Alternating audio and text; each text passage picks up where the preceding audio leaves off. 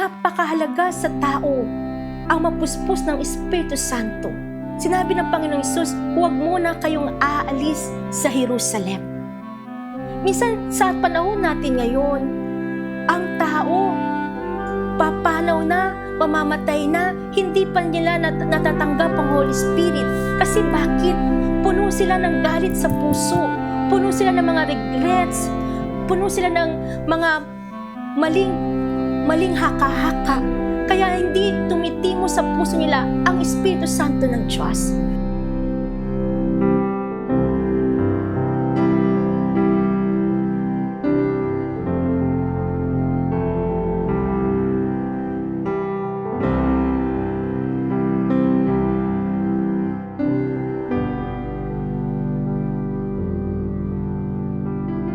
Glory to God, glory to Jesus, glory to the Holy Spirit. Amen. Mabiyaya, mapagpalang araw sa inyo lahat. Muli tayo magkakasama-sama para pagnilayan ang salita ng Diyos. Ang salita ng Diyos nagpapagaling, nagbibigay buhay sa ating lahat. Simulan po natin, tayo po muna ay manalangin sa ngalan ng Ama, ng Anak, ng Espiritu Santo. Amen. Si Yahweh ay papurihan, purihin mo kaluluwa, ang pangalan niyang banal, purihin mo sa tuwina.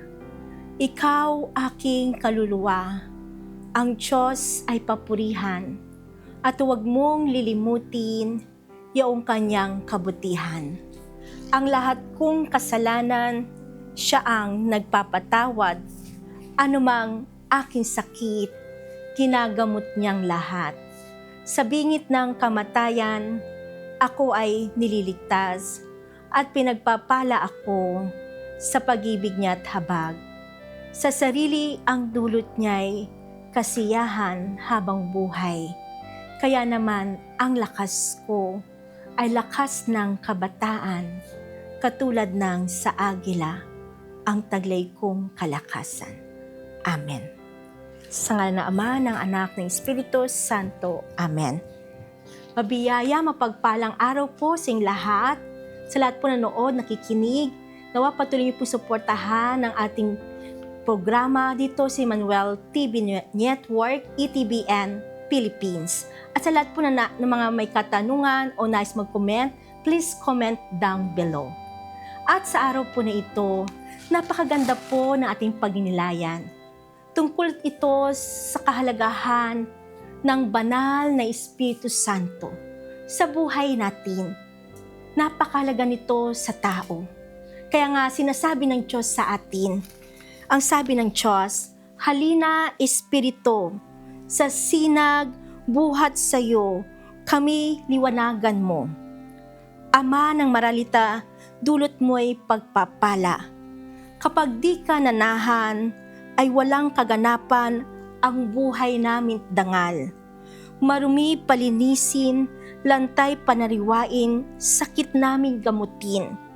Kami gawing matapat sa pag-ibig, mag-alab, lagi sa tamang landas.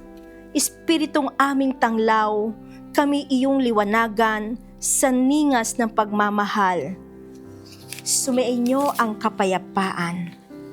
Ang salita ng Diyos. Salamat sa Diyos. Sa buhay ng tao, sinasabi sa atin ng Diyos na napakahalaga ng Espiritu Santo.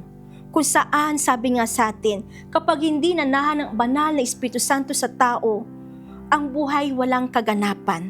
Kapag di ka nanahan, ay walang kaganapan ang buhay namin dangal. Dahil ang Espiritu Santo ang siyang lumuluhog sa atin. Tinutulungan tayo ng Espiritu sa ating kahinaan.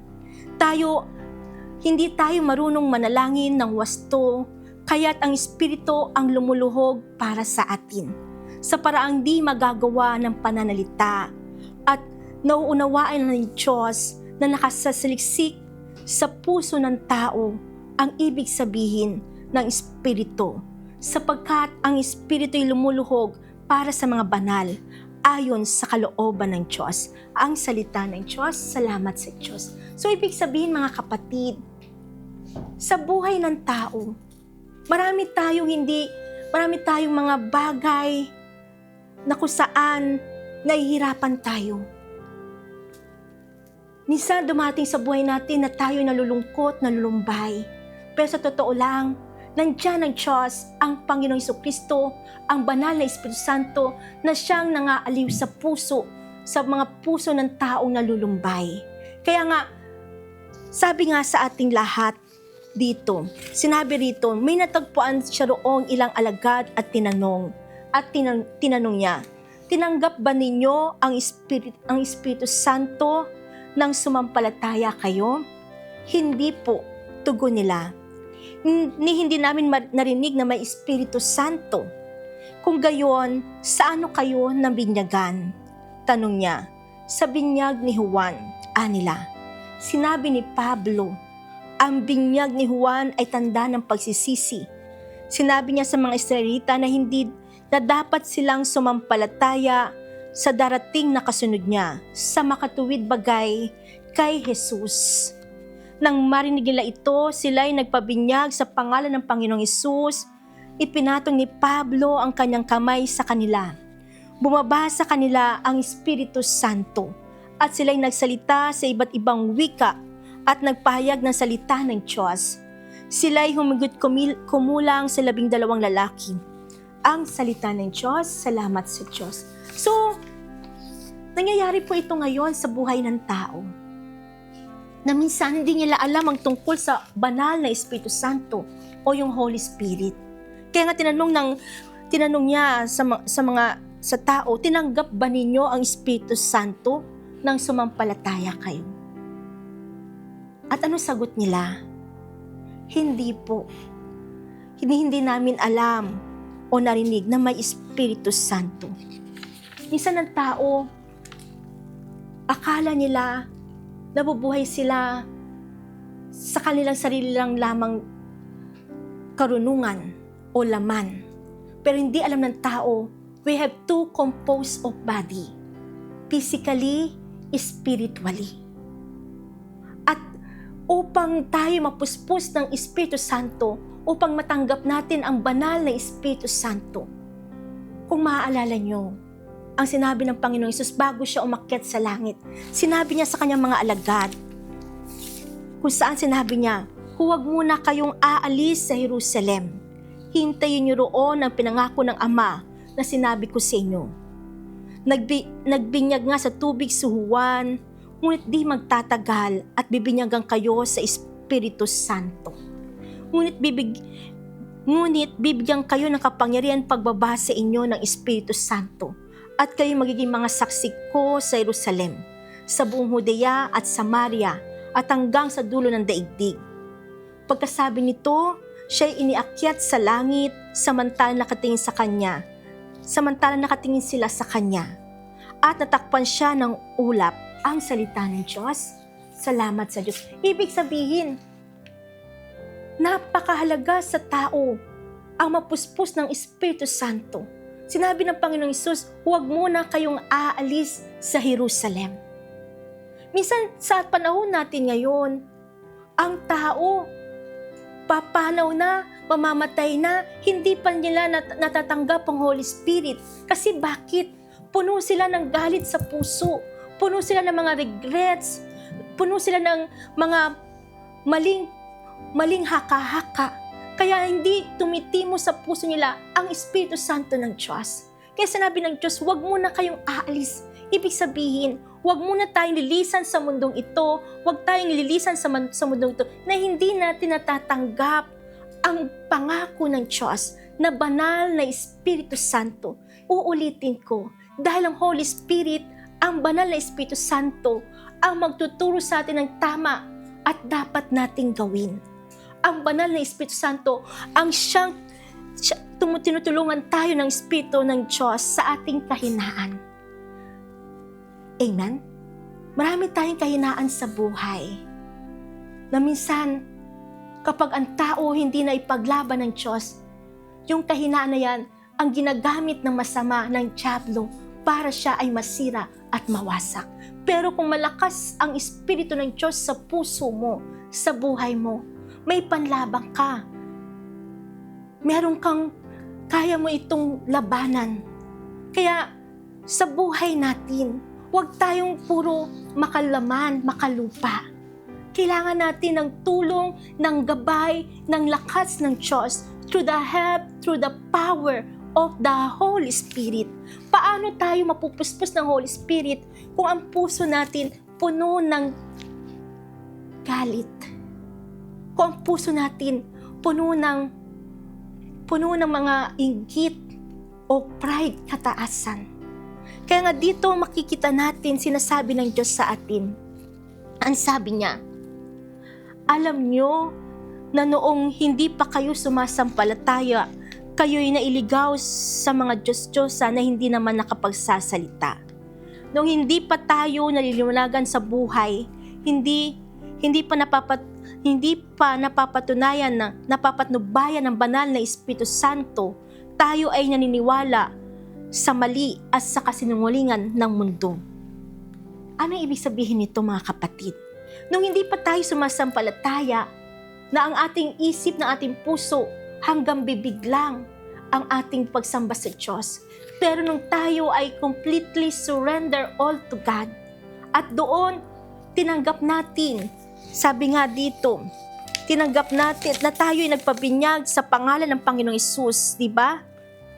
Sabi dito, nang maninila ito, sila ay nagpabinyag sa pangalan ng Panginoong Hesus, ipinatong ni Pablo ang kanyang kamay sa kanila, bumaba sa kanila ang Espiritu Santo, at sila ay nagsalita sa iba't ibang wika at nagpahayag ng salita ng Diyos. So, ibig sabihin, meron napakahalaga na tanggapin natin ang Panginoong Hesus sa buhay natin. Isang pagbibinyag sa tubig, nung tayo isinilang, ito ay sabi nga sa atin, babasahin ko po. Ang pagbibinyag sa tubig. Si Juan ay nagbabautismo sa tubig, ngunit babautismohan kayo sa Espiritu Santo. Kung binigyan sila ng Diyos ng kaloob na tulad ng ibinigay niya sa atin, nang manalig tayo sa Panginoong Jesucristo, sino ako nga hadlang sa Diyos? Nang marinig nila ito, tumigil na sila ng pagpuna at sa halip ay nagpuri sa Diyos. Kung gayon sabi nila, ang mga hentil may binigyan din ng pagkakataong magsisi, magbagong buhay upang maligtas. Amen? Ang aking kinasasabikan ang Diyos na nabubuhay. Kung paanong yaong batis ang hanap ng isang usa, gayon hinahanap ng Diyos ng uhaw kong kaluluwa. Nananabik ako sa Diyos, Diyos na buhay, walang iba. Ang salita ng Diyos, salamat sa Diyos. So, ibig sabihin, mga kapatid, nung tayo binigyan sa tubig, nung tayo sinilang, di ba, sa tubig kung saan nililinis tayo, hinuhugasan sa ating pagkakasala. Dahil tayo ay nagkaroon ng mana. Dahil ang ating mga ninuno ay si Eva at si Adan. At doon tayo nagbinyagan sa tubig at naging Katoliko. At hindi po doon magtatapos yun. Kailangan din natin mabinyagan o puspos ng banal na Espiritu Santo. Kaya nga sinabi-sabi sa atin ng Diyos sa ating lahat, mula sa puso na nanalig sa akin, dadaloy ang tubig na nagbibigay buhay. Tumayo si Jesus, malakas na sinabi, ang nauuhaw ay lumapit sa akin at uminom. Ayon sa sinasabi ng kasulatan, mula sa puso na nanalig sa akin, dadaloy ang tubig na nagbibigay buhay. Tinutukoy niya ang Espiritu tatanggapin ng mga nananalig sa Kanya. Amen? So, ibig sabihin, para pala dumaloy sa atin ang tubig na nagbibigay buhay, kailangan tayong sumampalataya, manalig, magtiwala sa ating Panginoong Hesukristo upang mabinyagan tayo ng banal na Espiritu Santo. At ang tanong, saan natin ito nakukuha? Paano natin ito matatanggap?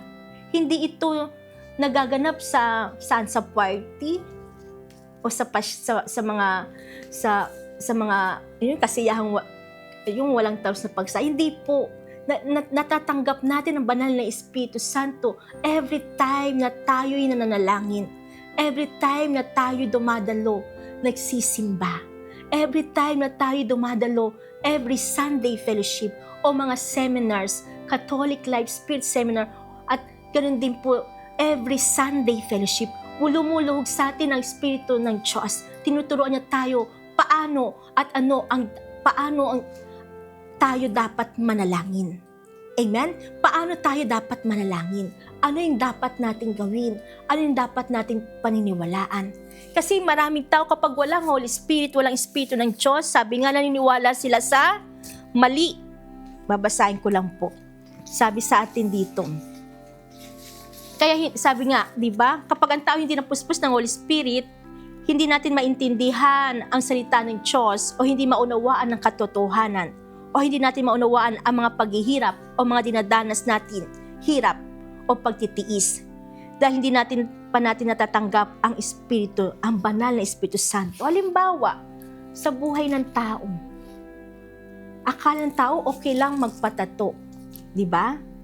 Pero sa sabi ng banal na kasulatan, sa lumang tipan, ang sabi nga dito, Levitico chapter 19 verse 28, huwag niyong hihiwain ang inyong katawan dahil sa patay o maglagay na anumang marka ng tato sa inyong balat. Ako ang Panginoon. At maliwanag din sinabi dito, ipinapayo ng bagong tipan na ingatan ang ating katawan bilang templo ng banal na Espiritu at gamitin ito upang luwalhatiin ang Diyos. Ang salita ng Diyos, salamat sa Diyos.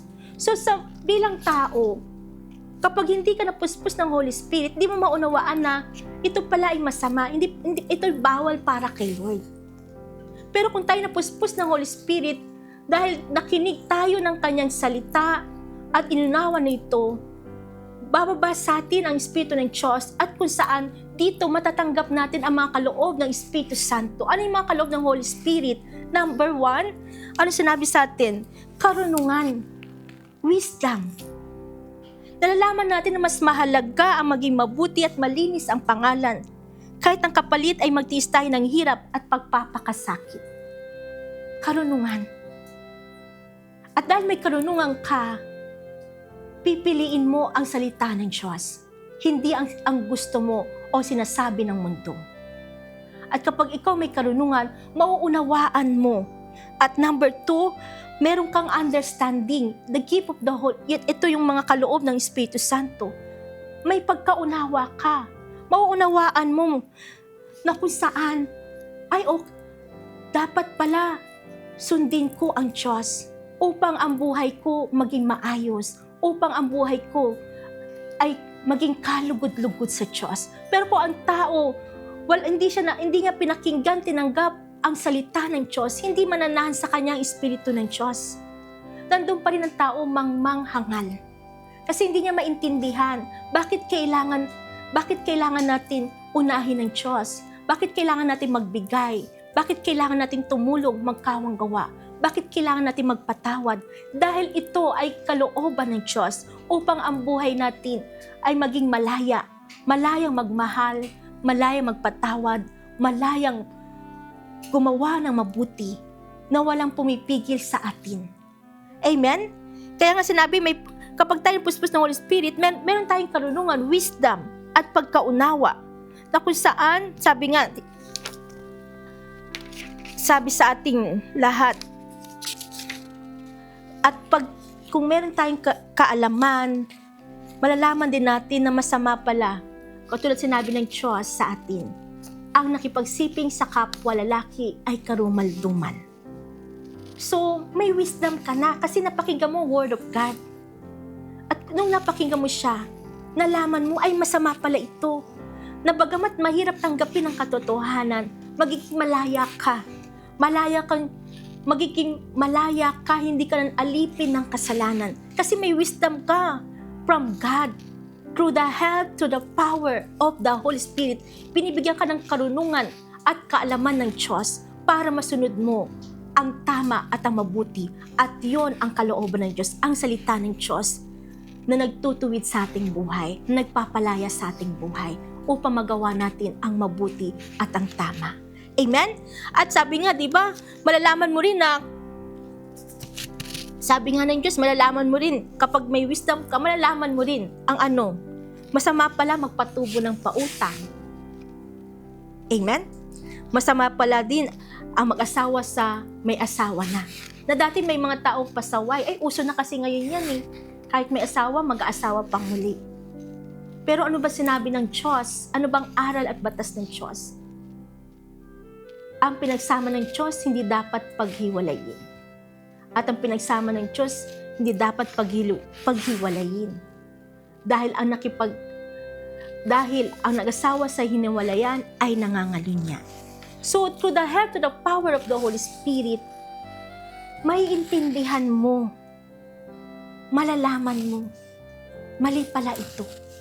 Pero kung ang tao matigas ang puso, matigas ang ulo, hindi niya maiintindihan at dahil dito, nawawala sa kanya yung pinakamahalaga, yung Espiritu ng Diyos na natutulong sa atin, na magbibigay sa atin ng lakas upang tayo ay mamuhay ayon sa kalooban ng Diyos. Amen? Kaya nga sa ating lahat, sabi nga masama, kapag tayo may kaalaman, malalaman din natin masama ang mag-imbot ng hindi sayo. Masama rin ang magkurap o mandaya. Amen? O mangagaw o magnakaw. May mga iba, mas malamang sa kanila yung laman kaysa sa espiritu. Kaya wala silang laban sa tukso o sa masama. Kaya nanatili sila sa maling paniniwala.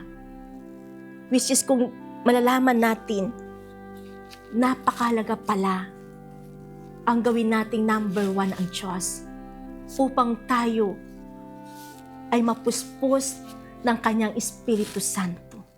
Kasi pag hindi mo ginawang number 1 ng Diyos, ang tao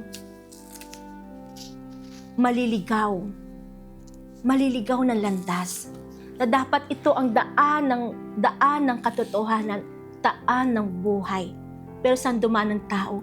Sa daan ng kasinungalingan, sa daan ng kapamakan, sa daan ng kamatayan at impyerno.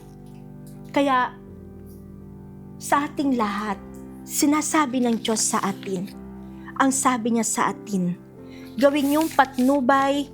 Sabi niya, ang Espiritu ang gawin niyong patnubay sa inyong buhay at huwag niyong sundin ang pita ng laman. Sapagkat ang mga pita ng laman ay laban sa mga ninanasa ng Espiritu at ang mga ninanasa ng Espiritu ay laban sa pita ng laman.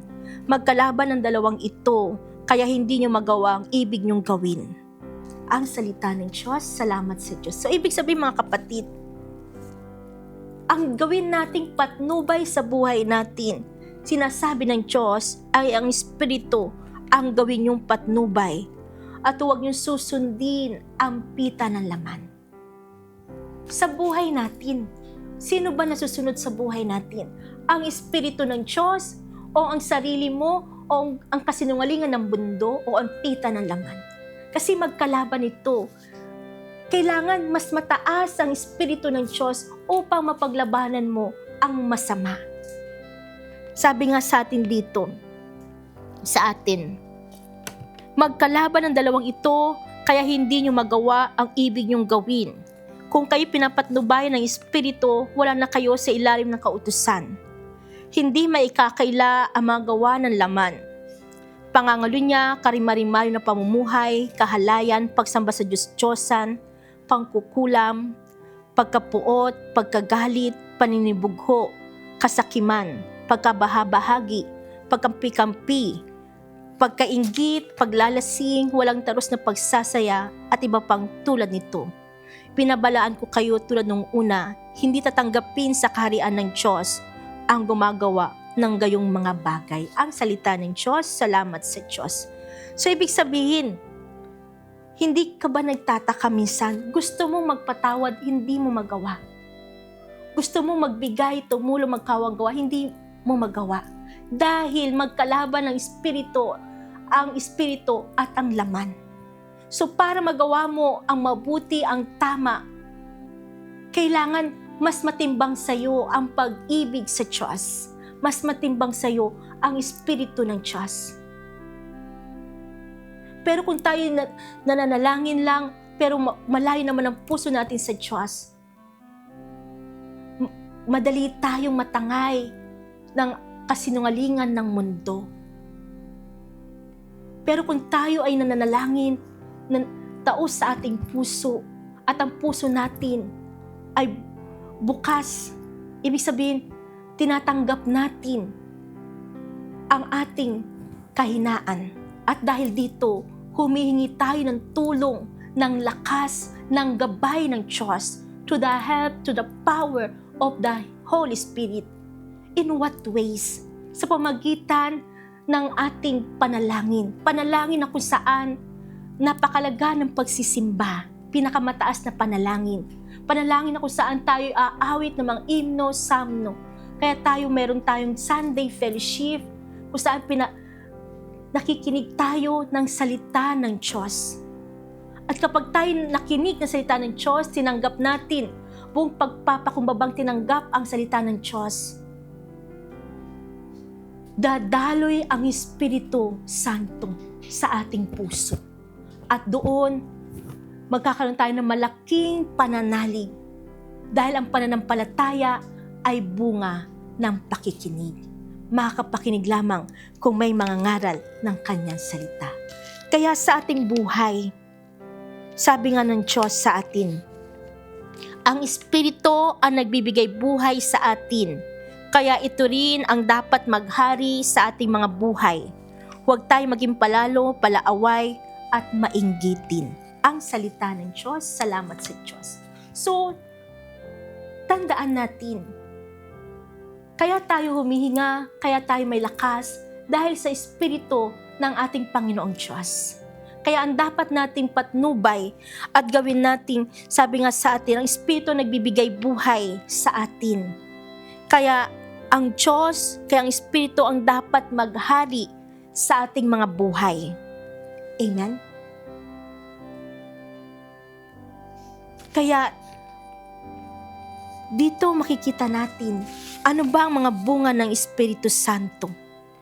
Sabi ng Diyos, ang bunga ng Espiritu ay pag-ibig, kagalakan, kapayapaan, katyagaan, kabaitan, kabutihan, katapatan, kahinahunan, at pagpipigil sa sarili. Walang utos laban sa ganitong mga bagay at pinatay na ng mga nakipag-isa kay Kristo Jesus ang likas nilang pagkatao, kasama ang masamang pita nito. Ang salita ng Diyos, salamat sa Diyos. Nung nabasa ko ito, nung time na ako I'm so down, nabasa ko ang bunga ng Espiritu ay kagalakan, pag-ibig. Doon, para akong, sabi ko nga, ako ay nanabik na makamtan ko yung kagalakan na bigay na bunga ng Espiritu Santo. Kaya hinanap ko ang Diyos. At dito natagpuan ko siya every time na ako nagsisimba, every time dumadalo ko, every Sunday fellowship. At hindi lang ako dumadalo, nakikinig, naniniwala sa salita ng Diyos, sa mabuting balita ng Diyos. At doon, na isa puso na isa buhay ko, ang kanyang mga salita. Napawi ang lahat ng takot at lumbay sa puso ko. Dahil pinalitan ng Diyos ng malaking pag-asa, dahil binigyan niya ako ng malaking pananalig, tiwala sa puong may kapal. That is God-given. Marami nabubuhay sa lupa, parang wala lang. Kasi hindi nila, sabi nga na Diyos, huwag kayong aalis sa Jerusalem hanggat di nyo natatanggap ang Espiritu Santo. Ibig sabihin, di ba nang huwag kang maging mayaman, basta tanggapin mo lang ang Espiritu ng Diyos. Kasi ito yung magbibigay sa atin ng buhay, ng lakas, pag-asa, na kung saan madadama mo ang tunay na kagalingan sa pamagitan ng Espiritu ng Diyos. Sa lahat na nauuhaw, dadaloy ang tubig na nagbibigay buhay sa mga puso na nanalig sa Diyos. Kaya napapawi ang lahat ng uhaw ng tao. Kung ikaw ay nalulungkot, nadidepress, nalulumbay, dadaloy kapag ikaw lumapit kay Jesucristo, nanalig, nakinig, sumampalataya, at nanalig sa salita ng Diyos, sa mabuting balita ng Diyos. Dahil dito, dadaloy sa iyo ang tubig na nagbibigay buhay. At yon ang banal na Espiritu Santo. Dahil ang salita ng Diyos ay Espiritu at buhay. Ang salita ng Diyos, nagpapagaling, nagbibigay buhay. Kaya wala nang puwang sa iyo yung, sabi nga, ano ba ang laman? Hindi may kakila ang gawa ng laman. Pangangalo niya, wala nang puwang pangangalo niya. Kung dati sa lumang buhay mo, meron kang relasyon or what na bawal, ngayon dahil tapuspos ka ng Holy Spirit, tatalikuran mo na ang kasalanan. Lalayuan mo ang masama. Hindi ka mamumuhay sa mali, sa kasinungalingan. Amen? Kasi nga sabi nga sa atin, di ba?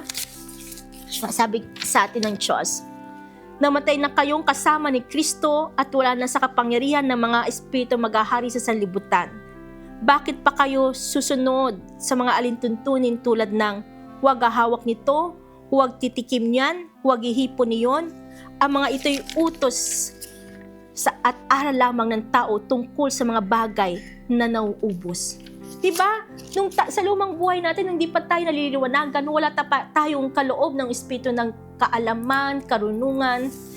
Diba? Meron tayong 7 na gifts of the Holy Spirit, karunungan, pagkaunawa, ikatlo, sabi nga, kaalaman, at yung pagpapayo, pang-4, pang-5, katatagan, yung pang-6, kabanalan, yung pang-7, banal na pagkatakot sa Diyos. So,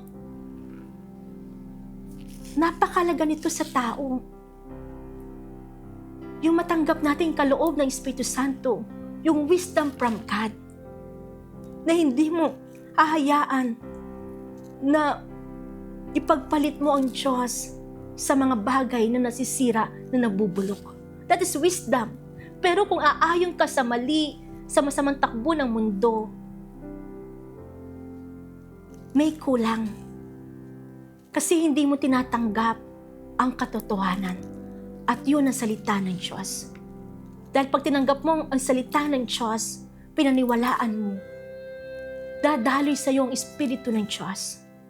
Sa pamagitan di ba, paano ba tayo nakikinig sa salita ng Diyos? Siyempre, nagkakaroon tayo ng piging ng Diyos sa banal na misa, every Sunday fellowship, o sa mga Catholic Life Spirit Seminar. Doon dumadalo yung Espiritu pag tinanggap mo ang salita ng Diyos at pinaniwalaan at sinunod. Pero pag namuhay ka sa mali, sabi nga ng Diyos sa atin, ang sabi niya, bakit hindi niyo maunawaan ang aking sinasabi? Sapagkat hindi niyo matanggap ang aking aral. Dahil kung anong gusto niyo, iyon ang iyong ginagawa. Diablo ang iyong ama. Sa simula pa lang siya'y mamamatay tao na at hindi makikita sa kanya ang katotohanan sapagkat siya'y ama ng kasinungalingan at likas na sa kanya ang kasinungalingan. Ang salita ng Diyos, salamat sa Diyos. So, ibig sabihin, bato-bato sa langit, tamaan, huwag magagalit. Minsan di nila matanggap ang katotohanan na mas mabuti pang tumulong magbigay kaysa magdamot, kaysa magpatubo ng pautang, kaysa magkurap o magnakaw. Kasi bakit? Dahil naniniwala sila sa kasinungalingan. At yun ang masama, ang diablo. Dahil ang diablo ay sinungaling at ama ng kasinungalingan. Pero kung naniwala ka sa Diyos, maunawaan mo through the power of the Holy Spirit, bibigyan ka ng Diyos ng gift of knowledge, gift of wisdom, gift of understanding, na mauunawaan mo na normal lang magtiis ng hirap, normal lang magtiis ng paghihirap, kadustaan, na ang kapalit nito, nagawa mo ang mabuti, ang kabutihan. At dahil dito, ikaw ay gagantimpala ng Diyos ng kaligtasan at buhay na walang hanggan. Ang hindi normal, yung hindi ka nagtiis ng hirap at dahil dito nagkurap ka, nandaya ka. At sa panahon natin ngayon, marami nandadaya sa mga presyo ng bilihin, bato-bato sa lang tamamugam, at maging sa lahat sa nangyayari ngayon. Kung sino pa mayaman, pinapasa sa mga maliliit, sa mga mahihirap, ang mga pasanin na hindi naman dapat para sa kanila. Kaya sa buhay natin, napakasimple lang ng buhay, napakasaya ng buhay, napakaganda ng buhay na binigay ng Diyos. Kaya huwag nating hayaan na masira ang buhay na ito dahil hindi mo natanggap ang pinakamahalagang regalo ng Diyos. At yun ang kanyang Espiritu Santo, ang banal na Espiritu Santo na magtuturo sa atin ng tama at dapat natin gawin, na mag-aaliw sa atin. Every time na tayo nasasaktan, aaliwin ka ng Diyos. Bibigyan kanya ng malaking pag-asa, kagalakan, na tanging sa Diyos mo lang matatag. Kasi sabi, ang bunga ng Holy Spirit ay pag-ibig, kagalakan. Kaya wala nang puwang ang galit. Malaya ka magpatawad, hindi dahil gusto mo, dahil sa kalakasan at patnubay ng lakas at tulong ng Diyos. Through the help, to the power of the Holy Spirit, malaya kang magpatawad. Anong pumipigil sa'yo? Bakit di ka magpatawad? Dahil hindi mo matanggap ang katotohanan. Dahil ang katotohanan ay ang salita ng Diyos. 77 times ka magpapatawad. Amen? Kaya kung mahal natin ang buhay natin, palayain natin ito sa gapos ng kasalanan ng galit.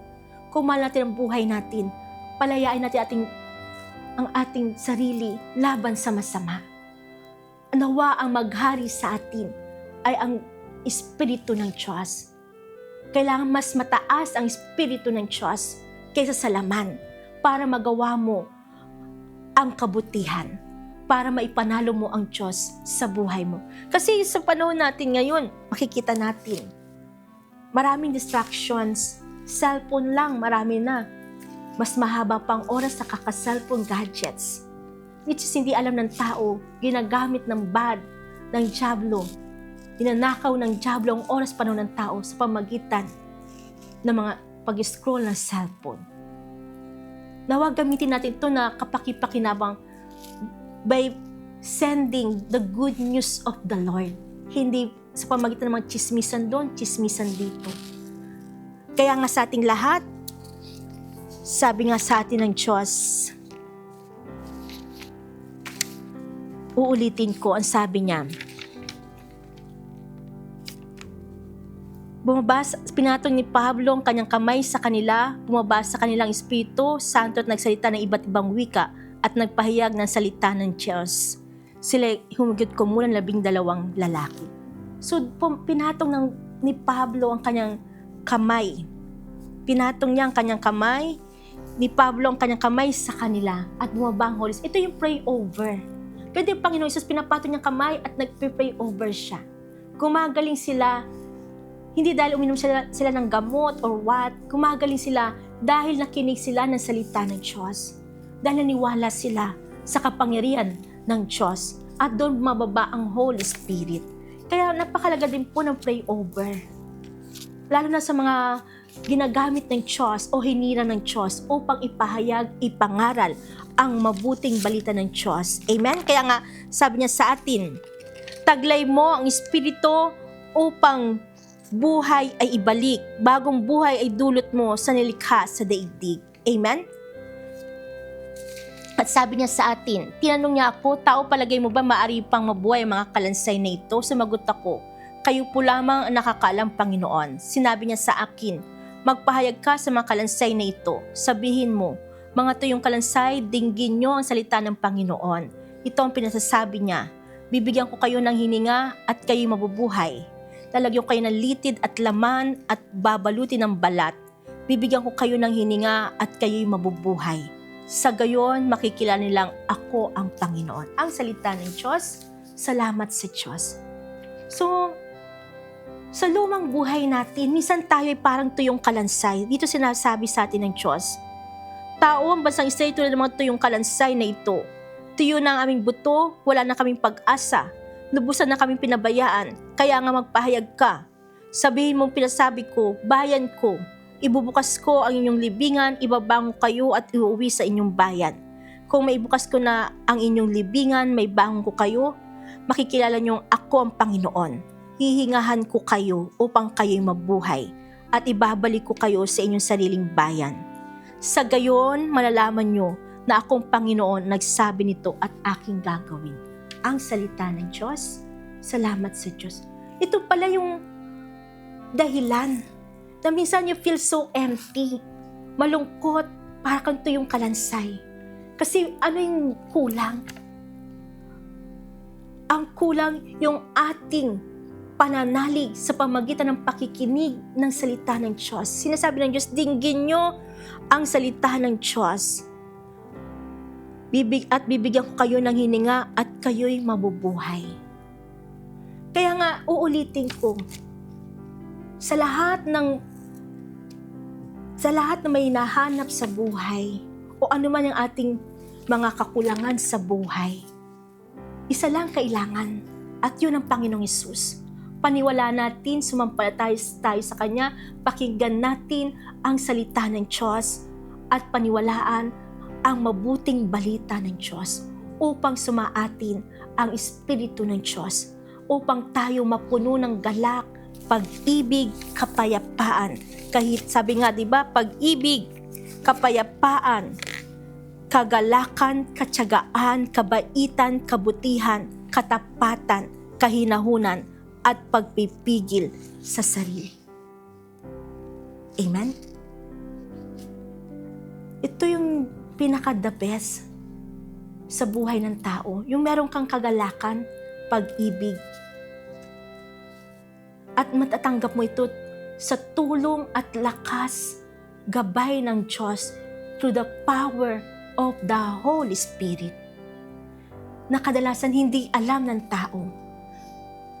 Sabi nga ng iba, sabi, tinanggap niyo ba ang Espiritu Santo? Hindi po. Kasi hindi nila alam. Minsan iba-iba ng kulay ng buhok. Hindi pa nila natanggap ang Espiritu Santo. Ang alam lang nila magpakayaman. Ang alam lang nila magtrabaho. Paano mag-ipon, paano kumita ng malaki. Pero hindi nila alam. Ang pinakamahalaga ay tanggapin natin. Huwag tayong lilisan sa mundong ito na hindi natatanggap ang pinakamahalaga. Ang Espiritu Santo na magpapabanal sa atin, na magbibigay sa atin ng mga kaloob ng karunungan, kaalaman, wisdom, understanding, at kaalaman, pagkaunawa, at pagkatakot sa Diyos, kabanalan, katatagan.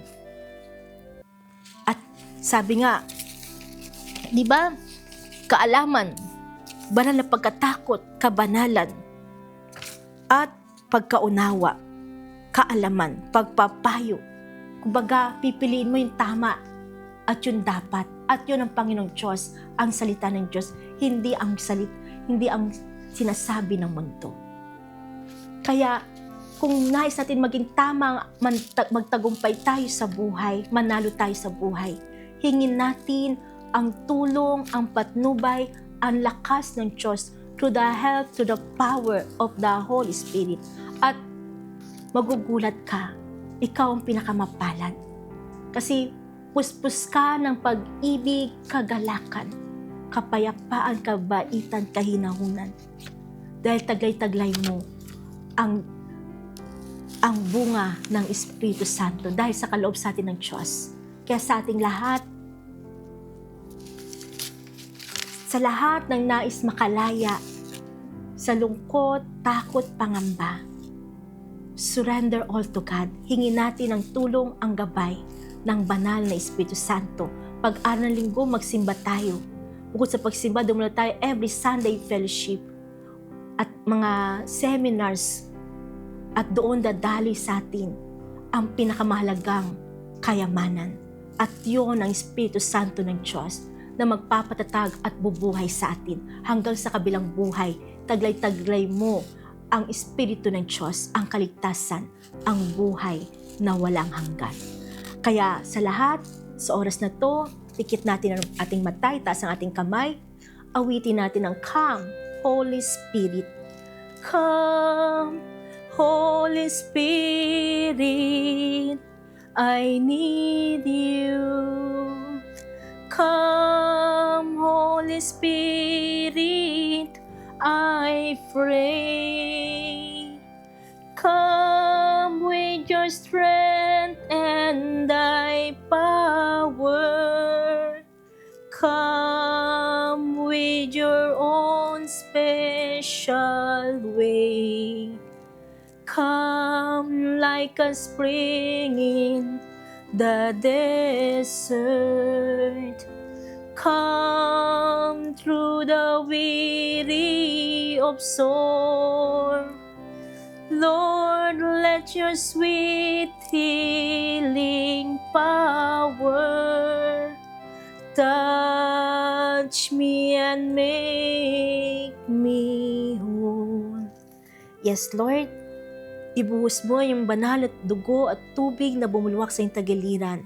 Ibuhos mo yung banal na Espiritu Santo na maging gabay namin sa buhay, na siya magbibigay sa amin ng liwanag ng buhay, magtuturo sa amin ng tama at dapat, at magpupuno sa amin ng kagalakan, pag-ibig, at pag-asa. Kaya sa oras na ito, Lord, ipoy mong bawat isa, ay pagkaloob mo sa bawat isang kagalingan, kalakasan, mahabang buhay, pagpapala. Amen. Glory be to the Father, to the Son, to the Holy Spirit, as it was in the beginning, is now, and ever shall be, world without end. Amen. In the Father, and the Son, the Holy Spirit. Amen. Maraming salamat po sa inyong lahat. Ito po yung kapatid, Sister Annalyn Bondok, na naghahatid ng mabuting balita ng Diyos, ng salita ng Diyos, nagpapagaling, nagbibigay buhay. Maraming salamat sa inyo, and God bless us all.